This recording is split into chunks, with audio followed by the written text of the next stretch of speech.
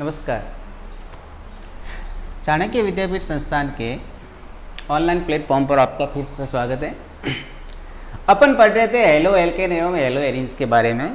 अपन पढ़ चुके हैं हेलो एल्केन कितने प्रकार के होते हैं, उनका आधार क्या होता है, संकरण के आधार पर भी पढ़ा, उनके हेलोजन परमाणु के आधार पर भी पढ़ा। आज थोड़ा सा आगे तो चलते हैं, पद पढ़ते हैं नामकरण।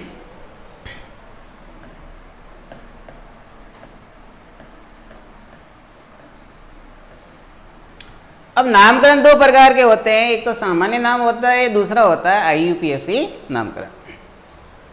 आईयूपीएसी नामकरण के अंदर हम 11th-12th क्लास के अंदर पढ़ चुके हैं कि एक उसका निश्चित फॉर्मूला होता है, उसके आधार पर अपन किसी भी कार्बनिक यौगिक का नामकरण कर सकते हैं। वो फॉर्मूला था, सबसे पहले तो अपन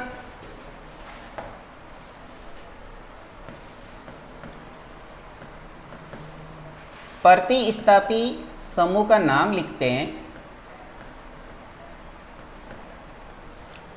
और वो उसके अंदर भी ये ध्यान रखते हैं कि अल्फाबेट के हिसाब से ही लिखना है, अल्फाबेट ऑर्डर, और वो भी आरोही क्रम वाला।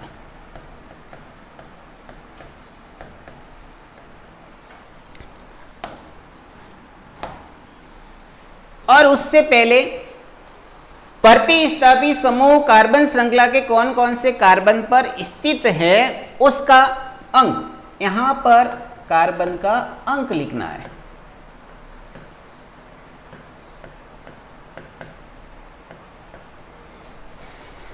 फिर उसके बाद में चलते हैं,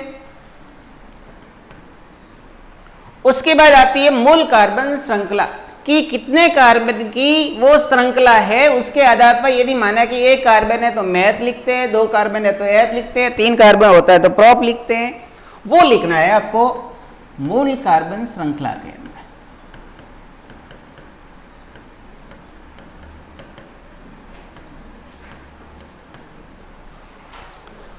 फिर उसके बाद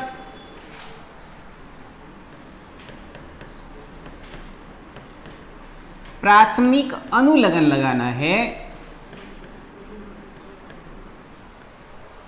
इसका यह अर्थ है कि मूल कार्बन श्रृंखला के अंदर किस प्रकार का कार्बन कार्बन के मध्य बंध उपस्थित है। यदि एकल बंध होता है तो अपन लिखते हैं एन, द्विबंध होता है तो इन, और त्रिबंध होता है तो लिखते हैं अपन आई। अब एकल बंध है तो कोई टेंशन नहीं, लेकिन यदि द्विबंध और त्रिबंध आ गए तो द्विबंध एवं त्रिबंध की पोजीशन लिखनी पड़ेगी। और लास्ट में होता है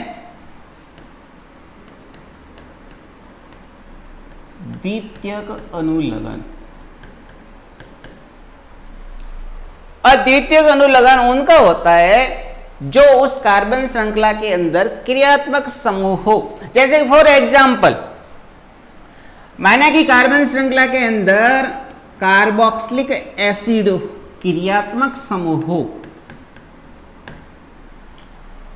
तो उसका अनुलग्न लगता है ओइक एसिड। अब यहां पर अपन पढ़ रहे हैं हेलो एल्केन के बारे में। हेलो एल्केन में ये आईयूपीएसी ने कहा हुआ है कि जो भी हेलोजन परमाणु होता है वो प्रतिस्थापी समूह होता है, इसलिए हेलोजन समूह है हमेशा कार्बन श्रृंखला के पहले लिखा जाएगा। और अपन फॉर्मूले के अंदर भी बता सकते हैं, ये लिखा हुआ है प्रतिस्थापी समूह। इसका अर्थ यह कि प्रतिस्थापी समूह हेलोजन है तो हेलोजन जो भी परमाणु है वो पहले लिखना है।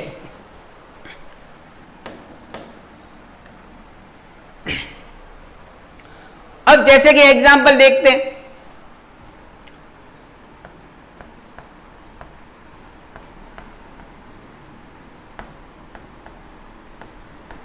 ये वाला CH3 CH2 Br। पहले तो इसका देखते हैं सामान्य नाम CH3CH2 ये वाला बना हुआ है इससे। कार्बन कार्बन के मध्य एकल बंध है और दो कार्बन की श्रृंखला है, मतलब ये एल्केन है।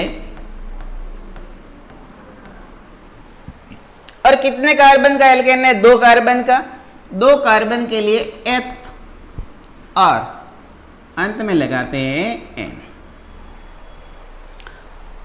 CH3CH3 उसमें से क्या घटा दे कि CH3CH2 रह जाए? तो क्या घटाना है? हाइड्रोजन अपने को घटाना है। तो अपने को जो भी प्राप्त होगा वो ये वाला समूह होगा। यदि किसी भी एल्केन में से हाइड्रोजन हटा दिया जाए तो जो भी समूह प्राप्त होता है, एकल संयोजी समूह प्राप्त होता है, वो कहलाता है एल्किल समूह। कार्बन संख्या तो समान रहेगी, लेकिन केवल हाइड्रोजन में ही अंतर आएगा, और वो भी अंतर आएगा केवल एक हाइड्रोजन का अंतर आएगा। यहां पर कितने कार्बन? दो कार्बन, एथ और अंत में लगा हुआ है YN, तो इसका नाम हो गया एथिल।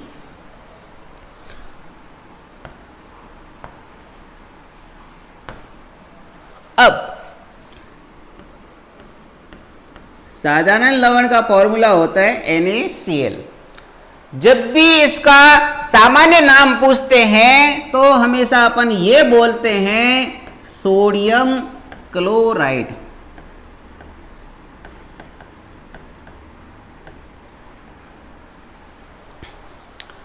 अब यहां पर सेम टू सेम है, जैसे सोडियम था, सोडियम की जगह अपन ने ले लिया CH3CH2। अब यहां पर लगा हुआ Br और यहां पर लगा हुआ था Cl। Cl को अपन ने बोला है क्लोराइड, तो Br को क्या बोलेंगे अपन? ब्रोमाइड।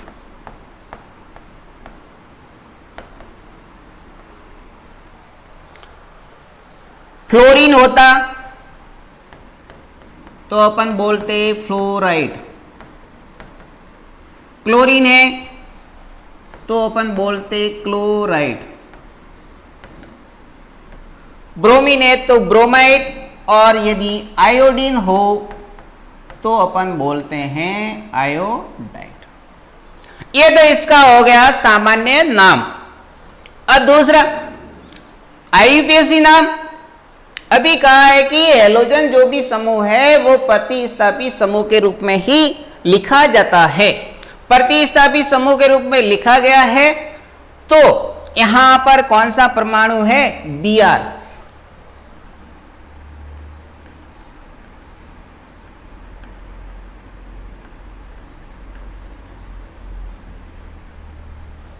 अब यहां पर Br है, उसको हेलो समूह के रूप में लिखना है, तो अपन लिखेंगे ब्रोमो। और यहां पर कितने कार्बन है? दो कार्बन, और दो कार्बन वाला एल्क होता है एथ। कार्बन कार्बन के मध्य किस प्रकार का बंध है? एकल बंध है। एकल बंध है तो उसके लिए क्या लगाना है अपने को? N। तो इसका सामान्य नाम पूछे तो एथिल ब्रोमाइड है, और IUPAC नाम पूछे तो इसका नाम क्या होगा? Bromo ethane.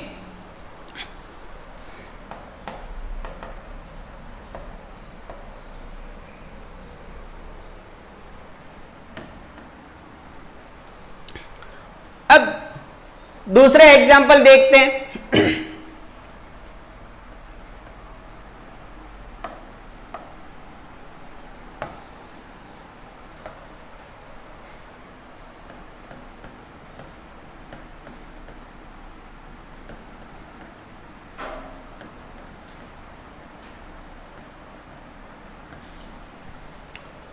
दूसरा एग्जाम्पल है CH3, CH2, CH2, CH2 और Cl। पहले तो देखते हैं सामान्य नाम मतलब जनरल नेम, और दूसरा देखते हैं IUPAC नाम IN।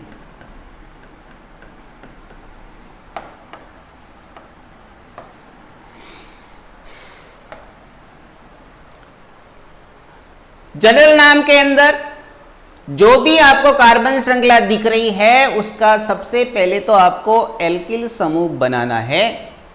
अब यहां पर देखते हैं कितने कार्बन, 4 कार्बन। 4 कार्बन के लिए अपन लिखते हैं ब्यूट।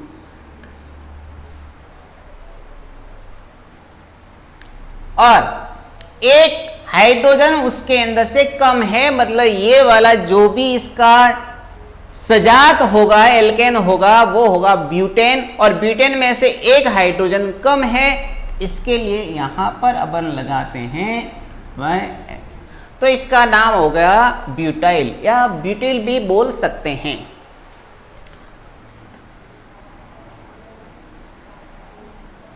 ब्यूटिल। अब वापिस वो का वही आ गया Cl, तो Cl को बोलते हैं अपन क्लोराइड।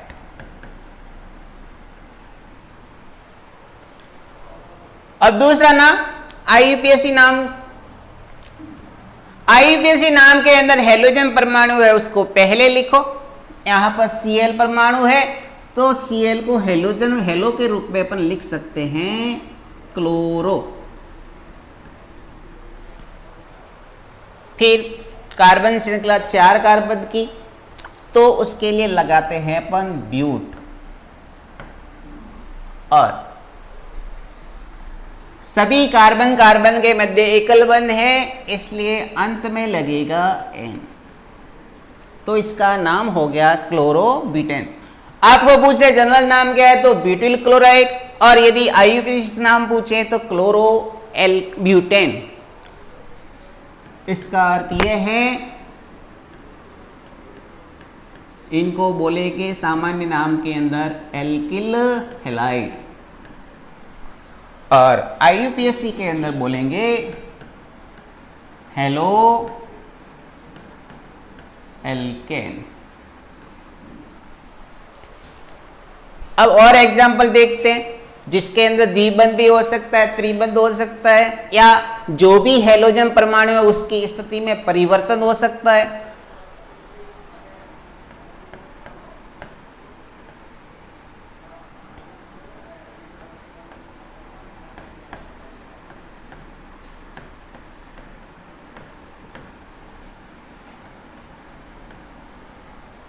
ये वाला एग्जाम्पल। अब यहां पर इसके अंदर द्विबंध भी है और साथ में हेलोजन परमाणु भी उपस्थित है, तो सबसे पहले अपने को वही याद रखना है, ये वाला जो IUPAC नाम का फॉर्मूला है वो वाला अपने को याद रखना है। सबसे पहले लिखा हुआ है प्रतिस्थापी समूह, और प्रतिस्थापी समूह यहां पर कौन सा है, हेलोजन परमाणु। फिर उसके बाद में कार्बन श्रृंखला कितने की है वो देखेंगे, उसके आधार पर लिखेंगे नाम। फिर यहां पर द्विबंध है, त्रिबंध है या एकल बंध है। एकल बंध है तो कोई टेंशन नहीं, और यदि द्विबंध है या त्रिबंध है तो उसकी स्थिति लिखनी पड़ेगी। तो यहां पर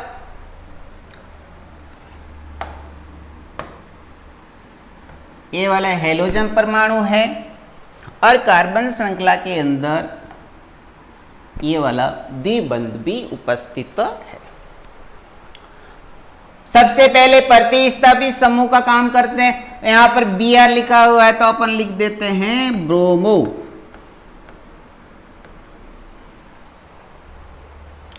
फिर फॉर्मूले के अंदर अभी लिखा है अपन ने मूल कार्बन श्रृंखला, और यहां पर कितने कार्बन की श्रृंखला है, 1 2 3 और 4।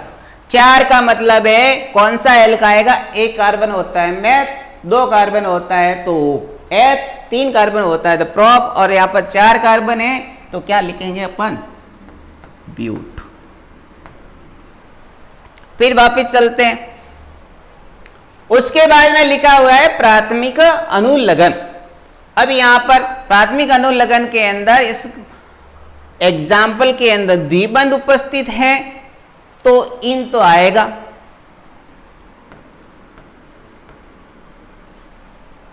इन आ रहा है तो हमेशा उसका कार्बन का अंक आएगा, मतलब कि वो द्विबंध कहाँ पर उपस्थित है। अब यहाँ पर नंबरिंग करनी पड़ेगी आपको, और अपन 11th क्लास के अंदर सीख चुके हैं इसको। देखते नंबरिंग दो तरफ से आप कर सकते हो। यहाँ पर कार्बन श्रृंखला 4 कार्बन की है, या तो नंबरिंग इधर से करो या इधर से भी आप कर सकते हो। अब देखते हैं कि कौन सी नंबरिंग सही होगी, वो यहां पर अंक लिखा जाएगा। नंबरिंग करते हैं, दोनों तरफ से कर लेते हैं, 1 2 3 और 4। दूसरा 1 2 3 4। और 11th क्लास के अंदर मैंने बताया था कि यदि ऐसा हो कि दोनों तरफ से नंबरिंग की हो और नंबरिंग कौन सी सही है, तो उसके लिए एक सिंपल सा फॉर्मूला है कि जिस जिस कार्बन के ऊपर प्रतिस्थापी समूह हो उनका योग करना है, और जिसका भी योग कम होता है वो कार्बन का अंक लिखा जाएगा। देखते यहां से जा रहे हो तो द्विबंध कितने नंबर पर, 2 नंबर पर।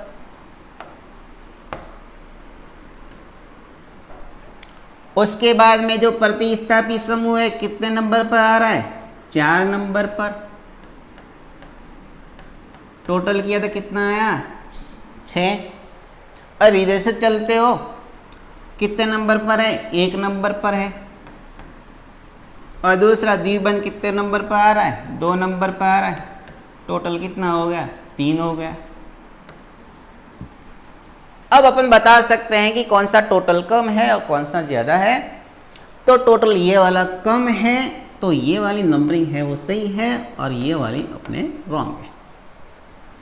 तो अब यहाँ पर ये वाली नंबरिंग सही है, तो द्विबंध कौन से कार्बन पर आ रहा है, इधर से चलेंगे अपन 1 और 2 पर। तो यहाँ पर ये लिखा जाएगा 2। तो इसका नाम हो गया ब्रोमोब्यूटूइन। अब यहां पर ये भी अपन कभी कभी एनसीईआरटी बुक के अंदर लिखा हुआ होता है कि ये वाला जो 2 लिखा हुआ है, इसको जो मूल कार्बन श्रृंखला है उससे पहले भी आप लिख सकते हो।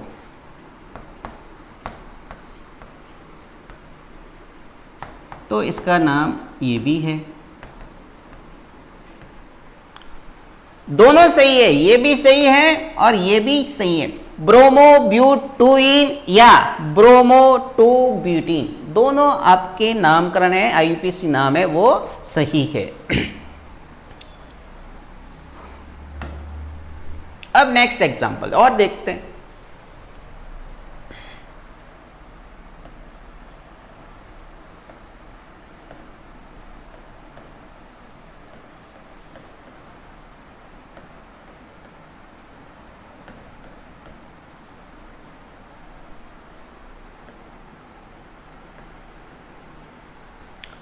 अब यहां पर जितने भी एग्जाम्पल अपन ने अभी लिए हैं, 2-3 एग्जाम्पल लिए हैं, उसके अंदर जो हेलोजन परमाणु था वो हमेशा मैंने पहले कार्बन के ऊपर रखा है। अब यहां पर थोड़ा सा चेंज किया है। तो यहां पर सबसे पहले आपको करनी पड़ेगी नंबरिंग, और नंबरिंग देखनी पड़ेगी कौन सी सही है और कौन सी गलत है।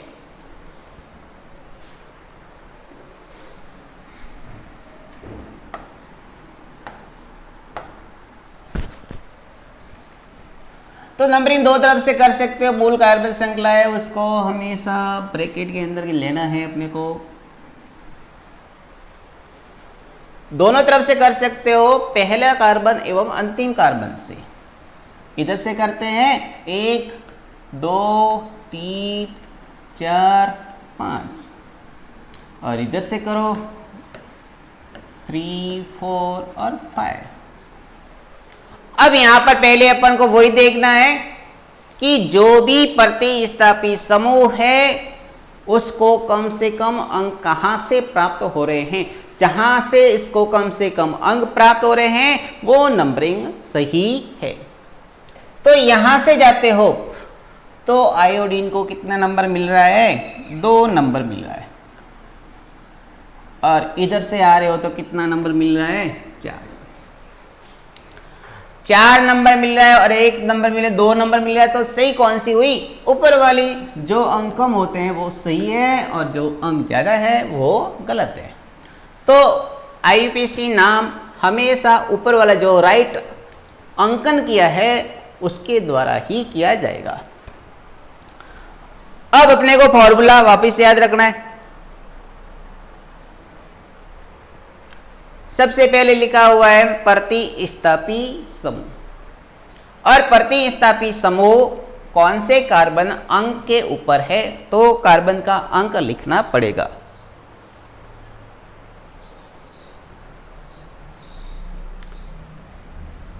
यहां से जा रहे हो तो कितने नंबर पर आ रहा है? 2 नंबर पर। आयोडीन समूह है और अपन सामान्यतः पढ़ रहे हैं हेलो एल्केन। तो जो भी आयोडीन समूह है उसको बनाना है अपने को हेलोजन समूह। तो आयोडीन है तो उसको बोलेंगे आयोडो, 2 आयोडो। कितने कार्बन की श्रृंखला? 5 कार्बन की है, तो उसके लिए एल कौन सा होता है? पेंट।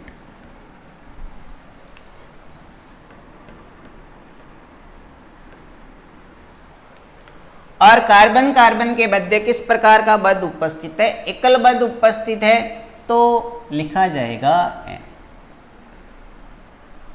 2 iodo pentane. ये इसका हो गया IUPAC नाम। अब दूसरा के सामान्य नाम क्या होगा तो वो भी देख लेते हैं।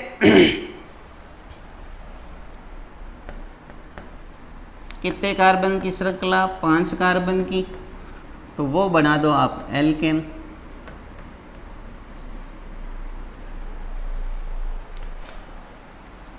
एल्केन में से एक हाइड्रोजन कम करने पर, मतलब एक हाइड्रोजन परमाणु हटाने पर जो भी समूह प्राप्त होता है उसको अपन बोलते हैं एल्किल।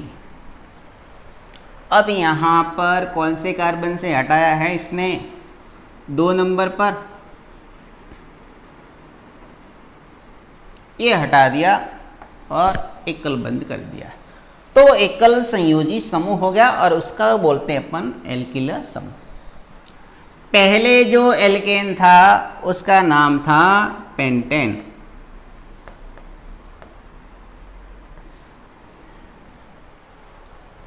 अब इसके अंदर से अपन ने हाइड्रोजन हटा दिया है तो एल्किल समूह हो गया, उसको बोलेंगे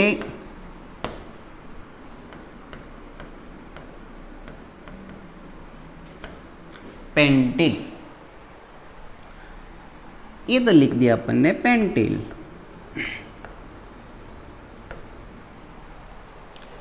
अब यहां पर पेंटिल 3 प्रकार का हो सकता है पेंटेन के अंदर, तो अब ये वाला कौन सा पेंटिल है वो देखते हैं। वो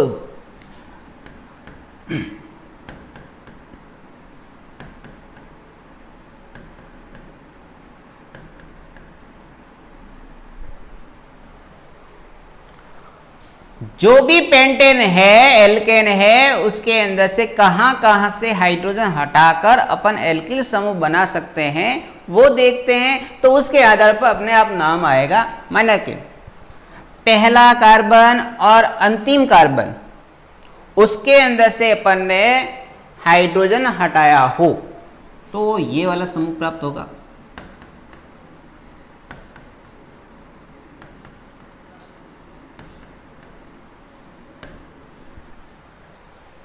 बोलेंगे तो पेंटिली। और अपन 11th क्लास के अंदर पढ़ चुके हैं कि पहले कार्बन एवं अंतिम कार्बन से यदि आप हाइड्रोजन हटाते हो तो जो भी एल्किल समूह बनता है उसके आगे एक शब्द अल्फाबेट जोड़ना है, उसको बोलते हैं स्मॉल एन। स्मॉल एन का मतलब होता है नॉर्मल।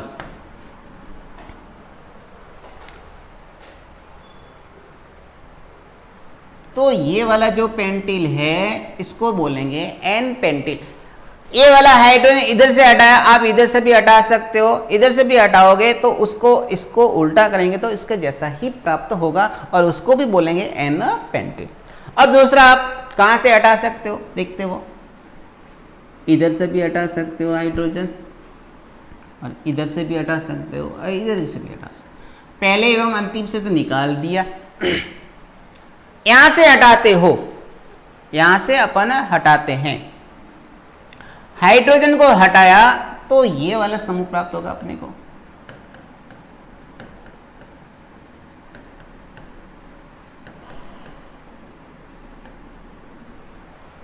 ये वाला हाइड्रोजन हटाया तो इस कार्बन को देखना है, ये वाला जो कार्बन है सीधा कितने कार्बन से जुड़ा हुआ है वो देखते हैं।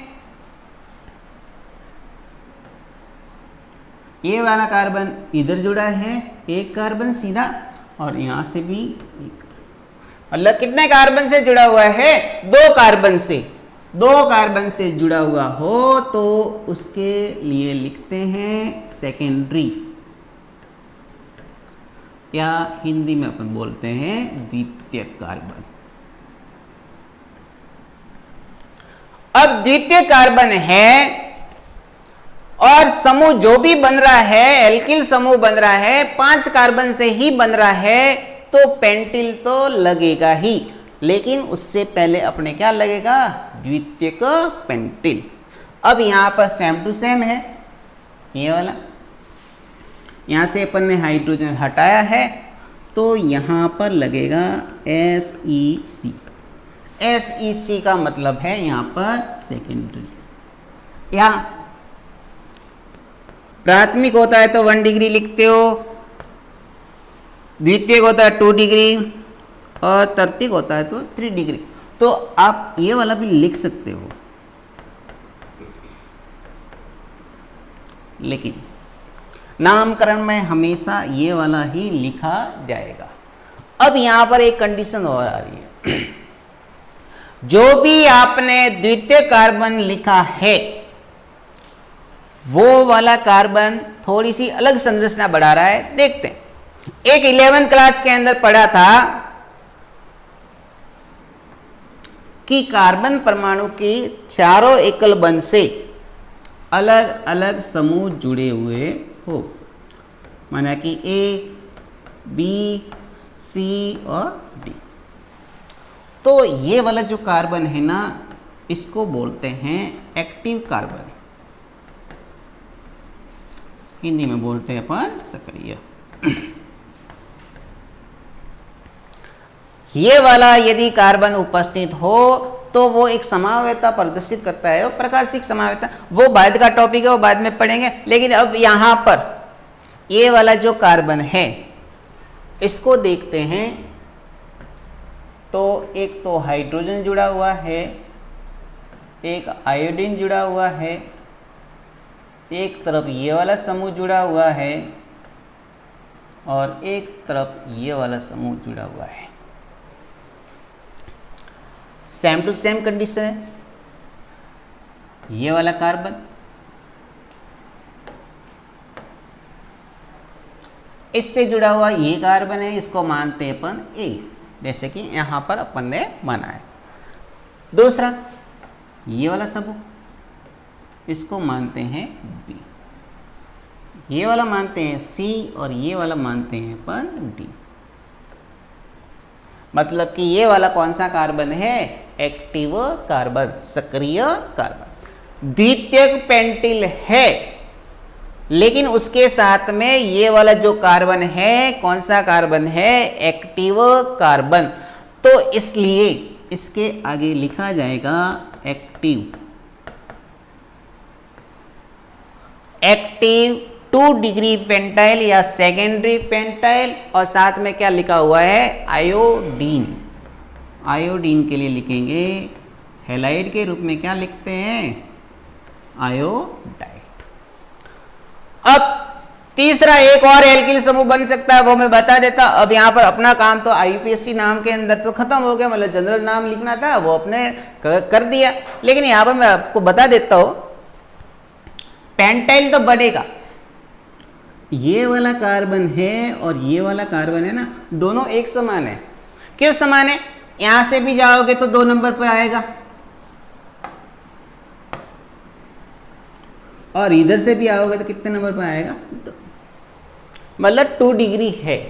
और यहां से यदि हटाओगे तो ये वाला ही कार्बन प्राप्त होगा केवल पेंटेन के अंदर।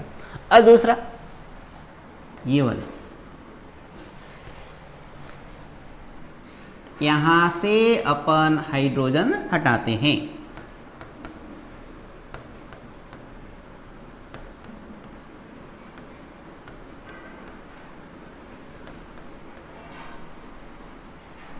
ये वाला समूह प्राप्त होगा।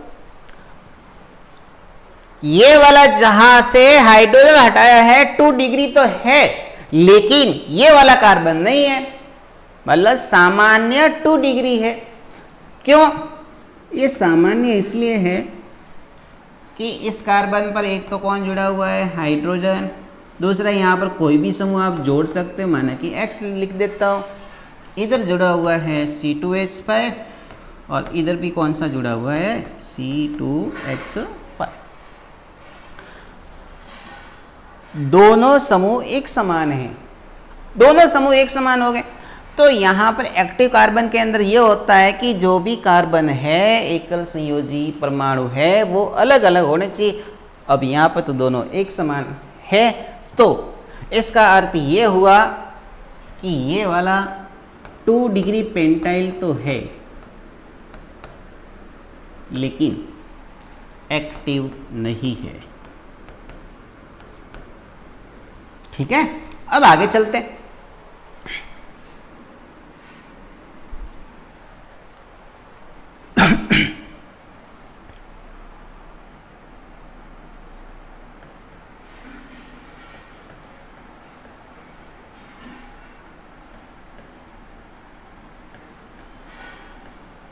ये वाला ऐसे तो लग रहा है अपने को सरल लग रहा है, लेकिन इसका नामकरण है थोड़ा सा टेढ़ा है। क्यों टेढ़ा है वो देखते हैं।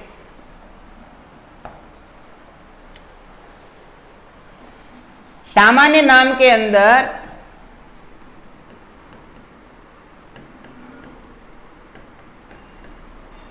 इसके अंदर से यहां से हाइड्रोजन निकालते हो तो ये वाला समूह प्राप्त होगा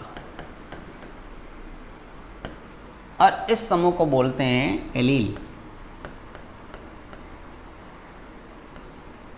और एलील के साथ में यहां पर जुड़ा हुआ है क्लोरीन, मतलब हेलोजन परमाणु जुड़ा हुआ है, तो इसको तो बोलते हैं एलील सामान्य नाम के अंदर। और ये वाला जैसे कि सोडियम क्लोराइड है NaCl है, तो सेम टू सेम Cl जुड़ा हुआ है तो अपन बोल देते हैं क्लोराइड। ये तो इसका हो गया जनरल नेम। दूसरा देखते हैं इसका IUPAC नेम।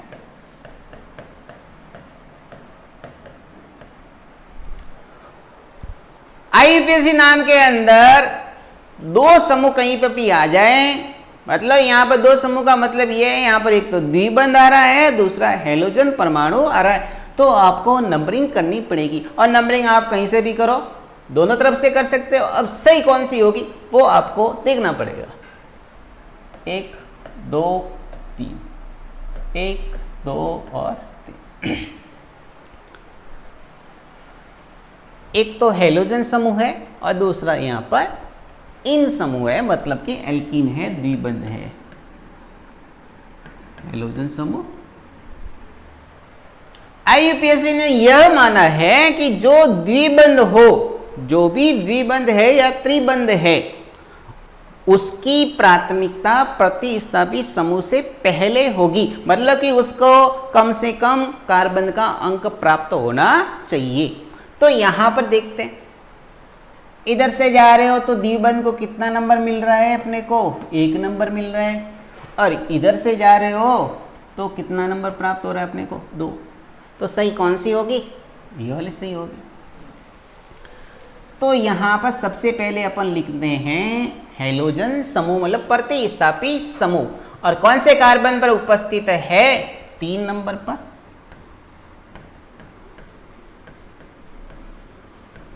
थ्री क्लोरो कितने कार्बन? 3 carbon, prop. और यहां पर कौन सा बंध है? द्विबंध। तो क्या लिखेंगे अपन? 3 क्लोरोप्रोपीन। सामान्य नाम है तो क्या होगा? Allyl chloride. और यदि आईयूपीएसी नाम है तो क्या लिखेंगे अपन? 3 क्लोरोप्रोपीन। अब कोई किसी के दिमाग में यह आ रहा होगा कि जब भी अपन आईयूपीएसी नाम लिखते हैं और द्विबंध आता है तो वहां पर पोजीशन मतलब कौन से कार्बन के ऊपर उपस्थित है तो उसका अंक लिखना है। लेकिन यहां पर एक बात बता दूं आपको,